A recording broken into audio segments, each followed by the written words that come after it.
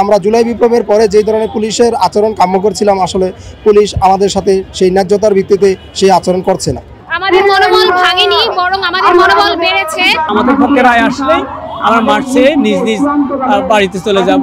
বেকার অবস্থায় আমরা জীবনযাপন করছি। 6531 জনকে এই রাষ্ট্রপক্ষই সুপারিশ করেছে।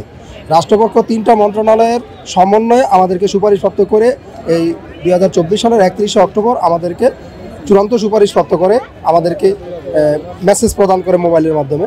তো সুতরাং আমরা এই বৈষম্যের শিকার হচ্ছি। আমাদেরকে অনেক উপজেলাতেই অলরেডি নিয়োগপত্র আমরা হাতে পেয়েছিলাম, যেমন কুমিল্লা জেলার দাউদকান্দি মেঘনা থানার অনেকেই নিয়োগপত্র হাতে পেয়েছে। এই নিয়োগপত্র হাতে পাওয়ার পরও আমরা এখনও অবধি পর্যন্ত আমাদের বিদ্যালয়ে আমরা যোগদান করতে পারি নাই। আমাদের একটাই দাবি, এই 6531 জনকে চূড়ান্তভাবে যারা রাষ্ট্রপক্ষ সুপারিশপ্রাপ্ত করেছে তাদের অনতিবিলম্বে যোগদানের নিশ্চয়তা প্রদান করুক। বরাবরের মতোই ফেসিস্ট সরকারের আমলে যে পুলিশ বাহিনী ছিল আমাদের উপর অতর্কিত হামলা করেছে, আমাদের অন্তঃসত্ত্বা বোনদের ও টিয়ারশেল নিক্ষেপ করেছে, লাঠিচার্জ করেছে, পুলিশ জলকামান নিক্ষেপ করেছে। এটা আসলেই অমানবিক। পুলিশ আমরা জুলাই বিপ্লবের পরে যে ধরনের পুলিশের আচরণ কাম্য করছিলাম, আসলে পুলিশ আমাদের সাথে সেই ন্যায্যতার ভিত্তিতে সেই আচরণ করছে না। আমাদের সাথে যে প্রহসনমূলক রায় দেওয়া হয়েছে সেই রায় বাদ দিয়ে আমাদের যোগদান আজকের মধ্যেই নিশ্চিত করতে হবে, নয়তো আমরা রাজপথ ছাড়বো না। এই 11 দিনে আমাদের মনোবল ভাঙেনি, বরং আমাদের মনোবল বেড়েছে।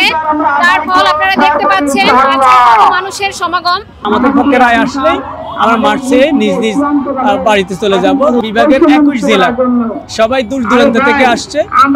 এর মধ্যে অনেকেই নিয়োগপত্র হাতে পেয়ে চাকরিও ছেড়ে দিয়েছে। বিগত 4 মাস আমরা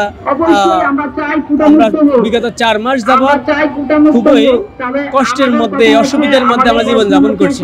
বেকার অবস্থায় আমরা জীবনযাপন করছি। তো আমরা চাই আমাদের নিয়োগ কার্যক্রম, এক কথায় আদালত আজকে আমাদের পক্ষে রায় দেন, আমাদের পূর্বের রেজাল্টটা বহাল রাখুক, তাহলে আমরা বাড়ি চলে যাব।